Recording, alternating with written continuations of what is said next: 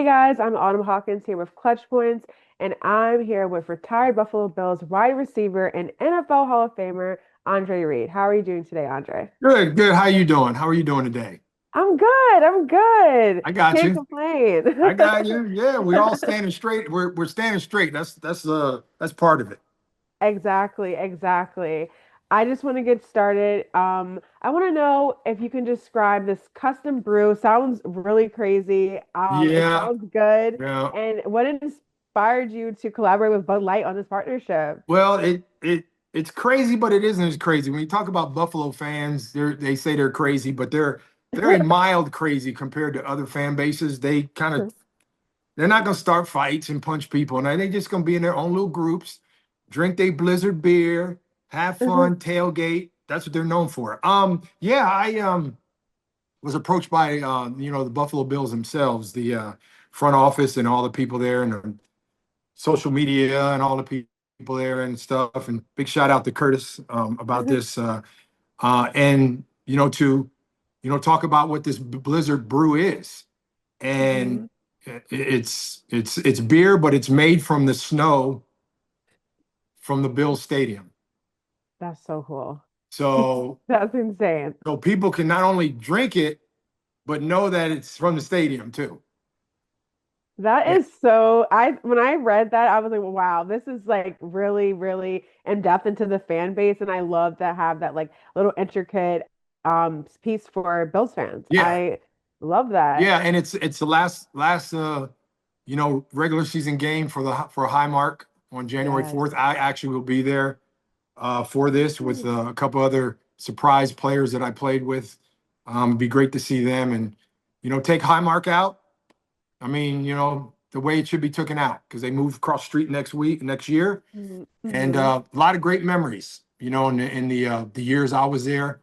Um, Before it was Highmark, it was Rich Stadium, and um, 60 plus years of football there. So it's a Hmm. good send off with this, partnership with Bud Light and the Bills and the Blizzard beer, Yeah, the like Blizzard exactly. brew, Blizzard brew. Exactly. Yeah. Like I think that just because like the Highmark Stadium is like they're gonna be moving like across the street, like you mentioned. I want to know what was like one of your favorite moments playing in the stadium that you remember. I mean, I remember pretty many of them, but my Hmm. favorite moment, I mean, I can go on, this game, that game, what I did, all that, but it's just the atmosphere and walking into that stadium and knowing that those fans and people talk bad about Buffalo and there's nothing to do there and oh, it Hmm. snows too much, it's cold, is this? There's other places that are way worse than that. Let me tell That's you. very true. And there's a lot of fans or a lot of fan bases that wish they had fan bases like the Bills do in Bills Mafia. And Yes. Del Reed started Bills Mafia years ago, and now the team bought the patent for it, the name, and it's been there's been people there from other teams that they're not even playing the Bills, and they come just to enjoy and want to see what Bills Mafia is about. And that's a testament to those fans and a testament to what that city stands for.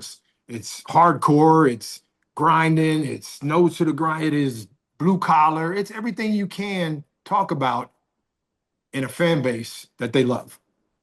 Exactly. You guys have like such great energy, and I think that's even displayed like as I've seen like the Buffalo Bills play like on my TV set, like pan over to the fans, like Oh you can yeah, feel that energy like through the TV somebody ain't got screen. no shirt on. There's somebody acting a fool up in there.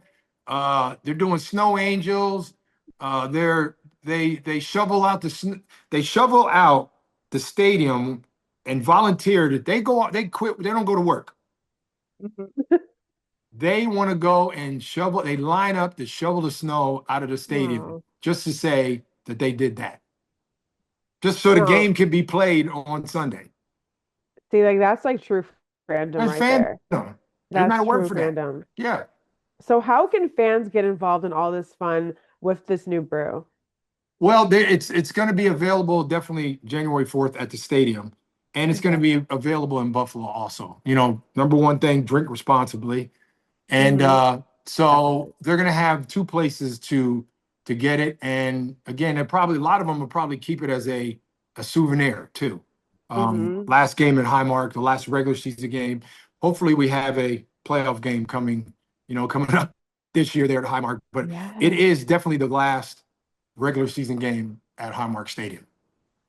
Wow. That's, I mean, now that fans are going to be able to have this like little momentum with them too throughout, like now that it's going to be, but I feel like what is something that you think that Buffalo Bills fans can really like appreciate about this last game at Highmark Stadium?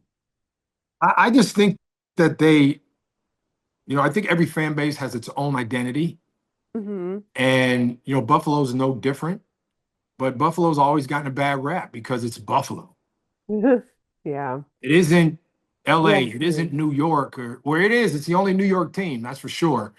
Mhm. It isn't New York City, right? Very true, because we were in The, Jersey for the the Jets Giants and and the Jets, Giants play in New Jersey. and I'm from Jersey, so I'd be There, like, there you yes. go. My wife's from New Jersey, so Yeah. Nice. I just think that they have distanced themselves as far as a fan base from any other fan base in sports. And if you don't believe me, just go up to a Bills game. I'm telling you, go up to a Bills game because you're treated like your family. Yeah. It seems that I mean I have to go watch a game now. You I got to think go. so. I gotta go before And there's been uh other players, and Jason Kelsey's been up a few times, from the Eagles. He's been up there hmm. drinking a bowling ball out of a bowling ball because he It's wants he fun. wants to experience that. And they embrace. It doesn't matter where they embrace you all, everybody. They embrace everybody. Of that. So I want to know what is something that you think, what do you think about the Bills this season? Like right now, they have a 9-4 record, but what do Mhm. you think about their performance this year and what do you think they could improve on or what they're doing well? Well, they've been. I think every team goes through something during the year. Mhm. Um, every team goes through a kind of wake up call and to a certain point. So they had that against Miami down there. They got beat pretty good. Um, Mhm. so they've been pretty level and they've had highs most of the time, but their lows are really low. Mhm. Yeah. So, against the Chiefs and against good teams, they play pretty well against good teams. Just this past weekend against Yeah. against the Bengals. Mhm. They played well against the Bengals. But it's against the teams that they know they should beat that they kind of like maybe think that they just walk in and they're gonna win. Mhm. I can see that because like even watching the games is just like, oh yeah, you would like assume that they're going to be winning and then like it doesn't And happen, they're but struggling just to win the game or whatever. Um, and I yeah. don't know where that comes from. I don't think, Sean McDermott is not that kind of coach where he Mhm. says, well, hey, this team is this record this week. We don't have to go out there and really play hard. No, of course not.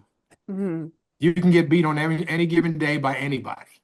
Yes. And Um, that game I went to against Miami, the high school would have beat them that day. So they, and obviously Josh Allen is a catalyst, and they look to him for Yeah. everything. Yeah, he's Um, amazing. this coming off season, it's going to be really um, paramount that they find, a number one receiver, a flat out number one. And again, nothing against these guys that they do have because if they weren't good enough, they wouldn't be playing anyway. Hmm. So Exactly. every good team has a number one receiver that they have to contend with every week, whoever plays. That guy, we got to, Jamar Chase or Hmm. Justin Jefferson, um, or Amon St. Brown, Amon St. Brown. Hmm. They got to do, that's the guy they got to stop or slow him down. At least let the other guys beat us. And the Bills don't have that guy. So and again, nothing against their receivers are good enough to play in this league. But I think that's going to be a pressing issue during this offseason for them. Well, I, like you said, I think that they're definitely going to be in the playoffs. I hopefully they are like, Yeah, but um, just getting in is all you need. I mean, whether or not they win the division, that's kind of a long shot because the Patriots they got to beat the Patriots this week, and mhm. then the Patriots got to lose one or two. and the Bills got to win out. Yeah. So a lot of scenarios usually at this time of year for teams. I would say what is your projection on where you think at the current standing of the league right now? Who do you see in the Super Bowl? Well, of course I'm biased. I want, Yeah. Bills. As far as the NFC goes, I mean, I think the Mm-hmm. best team this year has played more consistent than anybody's been the Rams. Mm-hmm. Yeah. Matthew Stafford really is kind of, he might get his just due this year as an MVP. He's playing MVP football. They Mm-hmm. got a really good receiver in Puka. So the Rams have played well all year. Seattle's played well all year to a certain point. They Mm-hmm. kind of took a dip a little bit. Everybody talked about the Colts coming out of nowhere. The Colts had Yeah. took a little dip the last 3, 4 weeks. So the Rams to me have been the most consistent team all year. And we'll see what happens. Who's going to be in San Fran this year? Let's see. And just my last question. Being an NFL Hall of Famer, do you have any prediction on some players that you will think will be inducted into the Oh, 2026 we'd be class? we'd be here till next week. I tell Okay. you. We'd be like, how many more people you think? I'm obviously I'm biased, but not when it comes to the way the Hall of Fame does their selection process. Mhm, Um, the classes aren't going to be as big as they used to be. The class last year was 4 guys. mhm, So the most I think will be was 5. It won't be big classes like 7 or 8 guys anymore. mhm. Um, I would like to see some of my brethren, some of my receivers, get in. It's been a Yeah. while since, some of these receivers besides Andre Johnson a couple years ago. I mean, Heinz Ward deserves it. Reggie Wayne, Torrey Holt, Mhm. all these guys have been waiting for years to don a gold jacket and get a bust. And they all deserve it. So I'm a bet, I'm the best advocate for all those guys more than anybody. But there's so many different guys that deserve it. If you're on the ballot, you deserve it. I love that. That's so true. Yeah, I think they have a lot of people to choose from as well, but I yeah, like your picks. So yeah. And let's and then see. again, the Hall of Fame voters love offensive linemen. Mhm. I guarantee you there'll be one offensive lineman this year. Um, there won't be another guy like Devin Hester. Mm, So special teams guy like that. mhm. Um, but there's one special team guy that should be in there, and that's my teammate Steve Tasker. Yes. Tasker was a beast. That dude took over games a lot. Took the momentum of games a lot, and really we wouldn't have been the team we were without what he did. And I think he deserves a gold jacket. And he deserves a bus in Canton because he's to me the best special teams player ever. Yes. Well, I hope that I hope that he gets it.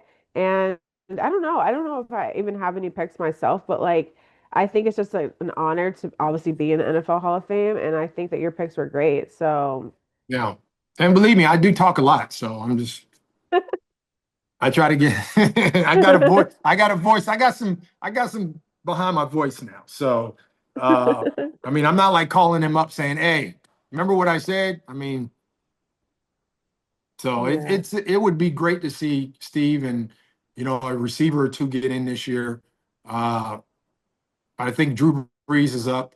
Larry Mm, Larry Fitzgerald's actually up on the ballot this year. So Larry, might knock out my 2 guys again. Might knock out Torrey and Reggie Wayne and Heinz Ward and some other guys. He might knock them out. So I think if there's a shoe in, it's probably Drew Brees, 2 of them, and Larry this year. okay. I think that's possible for sure. For Yeah, sure. and then maybe one of the Mm. the offensive linemen too that's been waiting for a while. Wow. Well, I want to say thank you so much for speaking with me today. Thank I think you. your picks were great. So like I'm very excited to see what the Hall of Fame looks like this year. Yeah, Myself. I tell you, to be a fly on the wall in that room when they're voting, I think you just be buzzing. You'd be like, you'd be tripping because you'd be like, Right. what is he talking about? What is he talking about? So it's a hard process. So I really envy all those guys that are making the decisions there because it's a hard, all of them deserve it. It's a hard pick. They're hard picks. Mhm. Yeah, especially because you like are comparing people like different positions, different teams, like what Yeah. like it's kind of incomparable in some sense. Like you could go Yeah. by like just like stats, which personally I don't believe in just going like purely Yeah. off Well, the of game has stats. changed. So receiver stats, I mean, it's just Yeah. different guys have different criteria who they think is a Hall of Famer or not. Yeah. That's straight True. fact. All Hmm. of them don't think the same. Yeah. So when they're in there voting, one guy says this about the player that every player has somebody talking on his behalf. But there's another guy that's going to rebut or not what you think of your player that you're talking about. Hmm. Why he should, or he shouldn't. So Yeah. it's It's like a a I debate. guarantee you to be a fly on that wall, you just be like, wow, crazy. But it's something I Funny. wouldn't want to do because I'd be like, yep, all of them. Let's go. Yep. I don't blame you. I don't blame Yep. you. I'm kind of like that way too. Yeah. But somebody has to, there's some that don't get in. And Yeah. it's sad. I'm looking at baseball. Baseball, Oh one year they didn't yeah. put nobody in there. Yeah. No, they're saying They didn't put that's nobody. They true. were like, well, we just were here. Nobody goes in. How you Well, do that? I feel like sometimes in a respect, it's just like, okay, well, the criteria is like so high, like we wanted to make sure that, but and then again, there's so many like amazing like MLB players that could have been in it. So that's like kind of Yeah. insane to do, like no one to be in it. Maybe just one singular person, that would have been better than no one. Like, Yeah, I want to find out, okay, what were y'all thinking? You just wasted your time. I mean, nobody? You yeah, feel none of these dudes here deserved it. None of them. yeah, Look, exactly. none of them. Wow. Well, thank you so, so much. Like I said, it was so nice speaking to Awesome. you. Yeah, so nice to meet you, Autumn. And like I said, my daughter gets, how's Autumn doing? I go, no, her name is Auburn, Auburn. like the school. I get Amber a lot, honestly. She gets People, that too. Amber. How's Amber. Amber doing? Amber? Yeah. Who's that?